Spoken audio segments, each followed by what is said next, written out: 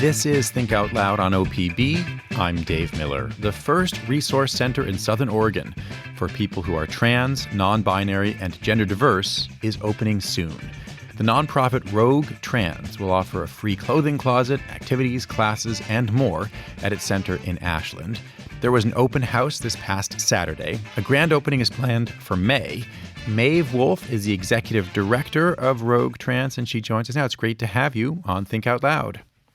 Thank you very much. Thanks for having me on the show. It's a pleasure to make your acquaintance, Dave. Likewise. So my understanding is that you were born and raised in Southern Oregon and came out as trans just 3 years ago. What was that experience like for you? Oh, wow. That is such a great question. So I grew up through the 80s and I grew up in a very homophobic home. And any time I was mildly feminine as a child, I would get disciplined for it. I started stealing my sister's clothes when I was 8. And I just kept, well, what I thought was cross-dressing through junior high and high school on into my first major relationship, thinking that it was a phase and I'd grow out of it. And, I must have just been a cross-dresser because we didn't really have any kind of term for being transgender, for, wanting to be outside of your own self because it just wasn't the right fit. As time went on, I finally started learning about transgenderism when I was about 35 back in 2008. And I explored that for a really long time. I experimented with over-the-counter supplements that were supposed to increase breast size, butt size, things like that. Um, and finally, I started working at a place that was so accepting and welcoming and just kind. I started accepting myself and realized that I could come out, I could be me, and I could show the world just who I am. And that was very impactful. When I came out, though, unfortunately, there wasn't a lot of resources here in the Rogue Valley. My first gender affirming care provider was an online service with a provider out of the Portland area. They were really kind. They were transgender. They were very compassionate. I then swapped to a local provider, and I still couldn't get my primary care with my local provider. And that caused issues because I would be told one thing by my primary care provider, and then my gender affirming care provider would tell me something different. Eventually, I was able to find a clinic locally that offered both from the same provider, and life has been so much better since. While I was with 2 different providers, I had dangerously high levels of estrogen in my body, and it it was dangerous. How did your experiences, in particular the shortage of services and support just 3 years ago, how did they lead you to start Rogue Trans? Well, Rogue Trans started just a little bit over 2 years ago, and what happened was that first provider I had that was offering gender affirming care left the valley because their contract was up at the clinic. And I was frustrated, and another trans woman was frustrated, and we were both posting on the same group on Facebook. And I said, hey, why don't we get together and just start generating a resource list? Well, when we started generating that list, there was no resources here that we knew of. All the resources were out of Eugene, out of Portland, and it was frustrating.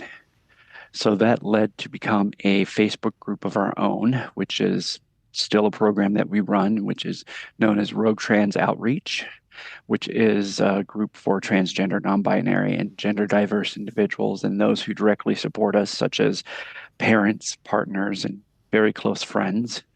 Like to call it our support humans. um, and then from there, we started doing some events, coffee get-togethers and bowling nights, some hikes. And I would spend time listening to members of the group just to what do we want? What is important? And one thing I heard over and over again is to have a space where we could just be, where we could be ourselves and not worry about judgment or discrimination, not worry about how people are looking at us when we're shopping. Hmm. Um, Along those lines, I'm curious. Often with various LGBTQ plus IA and other iterations of that acronym, the queer community can now get lumped into one monolith. I'm curious what you see as the importance of having a distinct space for a couple letters of that acronym, for trans, non-binary, or gender diverse people. that is a great question. A lot of it is we are accepted by everyone across the two-spirit LGBTQIA plus community, and it is amazing. We aren't always accepted. I certain subs just don't really appreciate it. Um, but we have our own special kind of needs.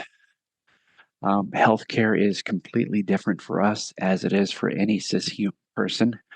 Um, Relationships tend to be different. Um, Discrimination is a lot higher when you look at some of the statistics out for the LGBTQIA plus group, and when you sub down that into the transgender group, um, cisgender heterosexuals tend to be at 2%. The generalized LGBTQIA group tends to bump up to between 5 and 10%. And when you break it down into a subsection of the transgender, that goes up into 30%. So things such as depression and anxiety, substance use disorder, um, uh, one I really don't like is suicidal ideation. All of those jump up to 3 times what it is just for the LGBTQIA plus group. Hmm. Can you give us a sense for the services that you plan to offer? Oh, yes. The first thing is our free clothing closet. When you're transitioning, one of the most expensive things is clothing. It is so important to be able to express yourself as you see yourself to the whole world. Building a wardrobe is very expensive. I came up with the idea when I was going through my closet, going, oh my gosh, I have way too many clothes. I got to do something with this. And I thought I could just give it to other trans girls like me.